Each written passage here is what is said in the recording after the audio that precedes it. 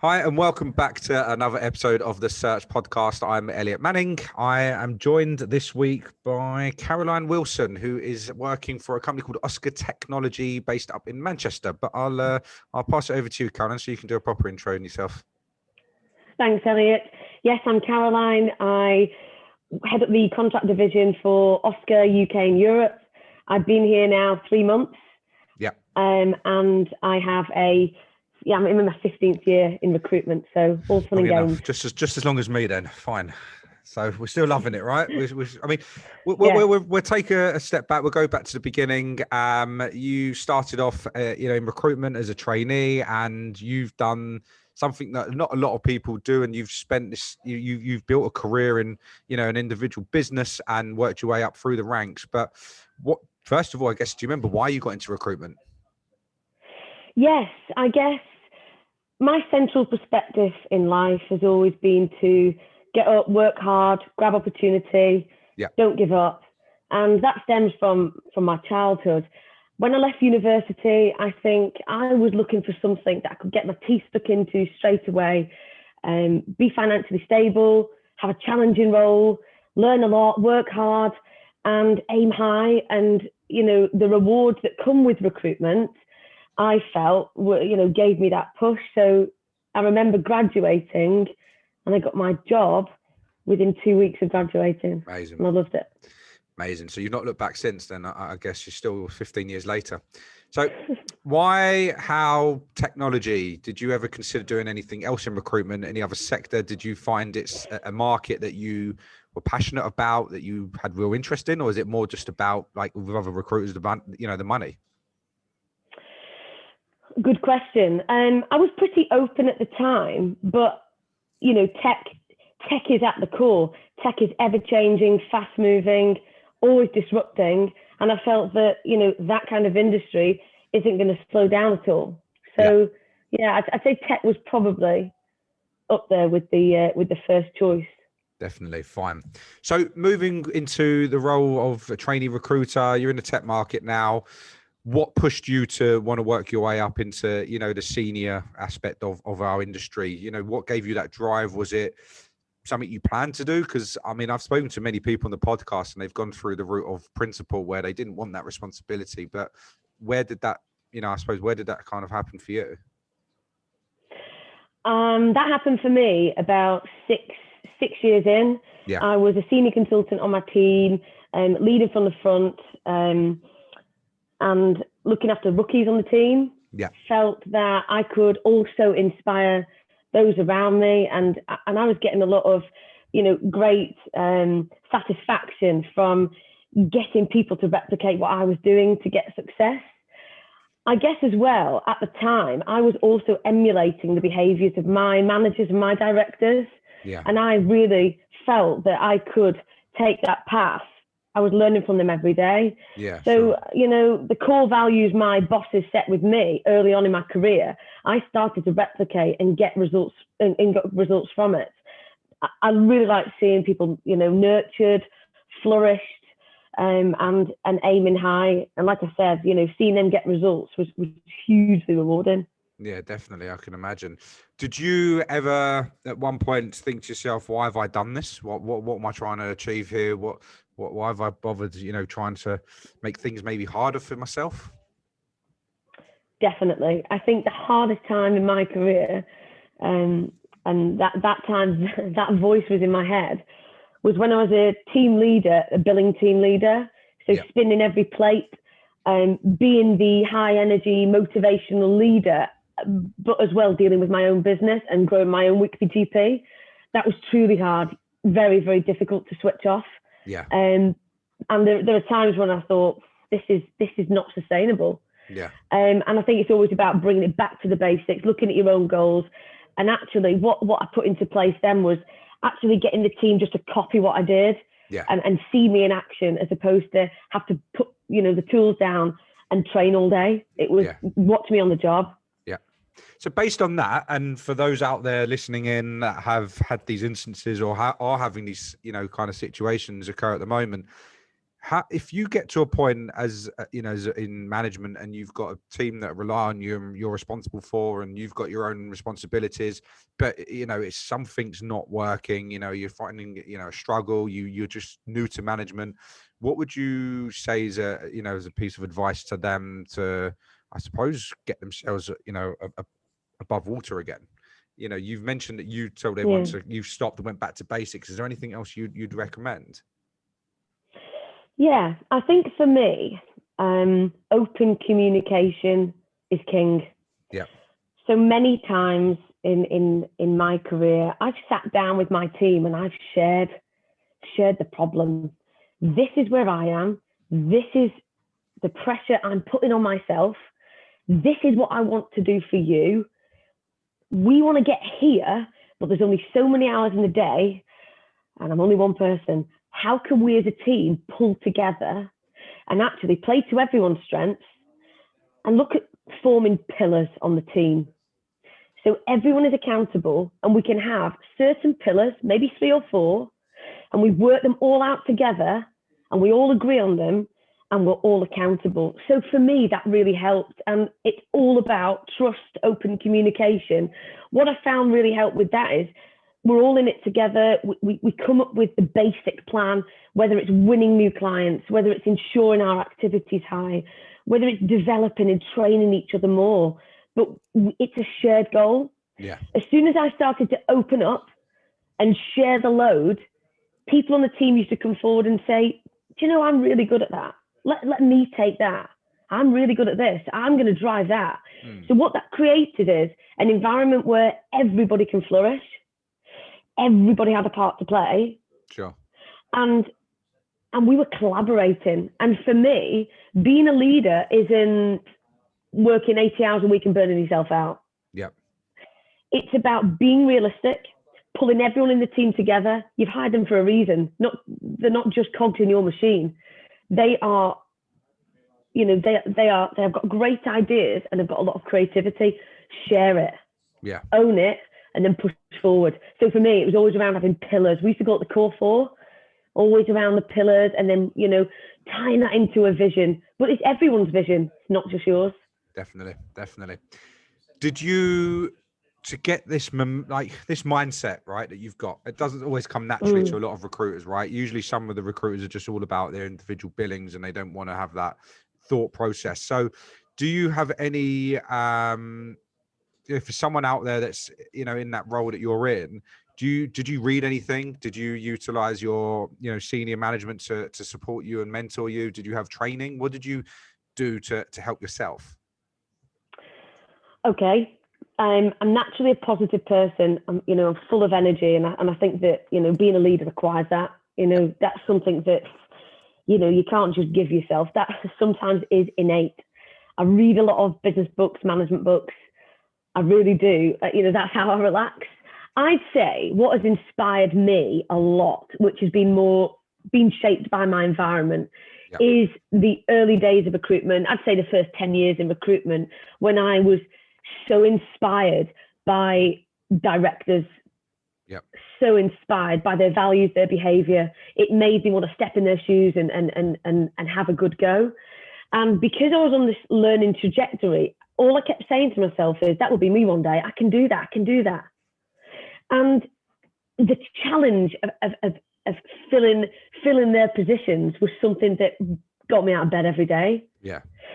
I love a challenge and I love learning. So for me, it's reading, being inspired, and having that absolute self-belief. Yeah. And not giving up. Fine. Good. Moving forward, we're now in 2020. You've taken, the last year or so taken its toll. Obviously, you're at a senior point in your career. How did you get through 2020 to where we are now? I know that obviously you've moved into a really exciting role, towards, I think it was Q4 last year. So where's that journey taken you?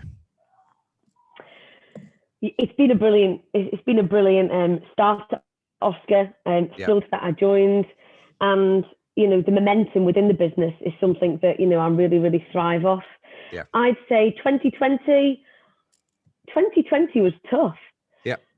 But if I'm going to put a positive spin on that, you know, the wheels of industry were still turning.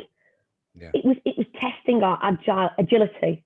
It was the first time that tech has been at the core. So like the first health pandemic we've been in, where technology is at the center, and you know, it was relied on so much. So huge seismic shifts in the way clients had to adapt and press fast forward on a lot of their project plans. Yeah. So, you know, the work from home culture, everything was just disrupted. And I felt that, if anything, working in tech was hugely exciting to see clients fast forward their goals. Yeah. And for me, it's made business conversations a lot more interesting in the last year. Don't get me wrong, it's a challenge. There's been uncertainty in the market, but within that, there's pockets of excitement where clients are forced to disrupt, be out the comfort zone, because the changes that they've had to go through, you know, were on the agenda anyway, but might not happen for another 2 years. Definitely. What made you, you know, if you don't mind me asking, what made you make the leap to the role that you're in now? You mentioned that it was, you know, it's momentum. The business has got a lot of momentum and excitement, but what are you looking for? You know, what made you want to take the role that you're in now? What gave you that, I suppose, you know, attachment to that momentum? I was really impressed at Oscar as a brand. Obviously, they've got many accolades. Yeah. And you know, they've got a solid function that's been in operation for years. What attracted me was the ability to step outside my comfort zone. Yeah. I've still got a lot to learn, and growing a contract team, adding value and collaborating for me, and you know, looking at the European market as well, is again more to stretch me. I'm constantly looking for ways to be out my comfort zone. That's what keeps me ticking. And Oscar's ticked that box. What's the plan now? Where you at? How's this year looking for you? What's a goal for 2021? So we've got a strong contract team that, you know, we're all excited to consolidate and grow. You know, I'd say my goals are, like any contract director, it's to increase your social circle, you know, become influencers in your field, make sure everybody is well known within their niche, grow the runner book, of course, and, you know, see people grow, see people hit their goals, see people achieve what I achieved and got so much satisfaction from. I really enjoy working with the team and seeing them do well. And also, I really enjoy making a difference to our clients and customers, giving them that wow factor service and seeing, you know, repeat business come off the back of that. For me, it's about consolidating, growing, getting bigger, and dominating more. Brilliant. So you're in a plan of hiring at the moment then for I suppose for the immediate future? Yes. Cool. Yes, I think we're in a strong position to grow. We're going to be adding heads. Yeah. Absolutely.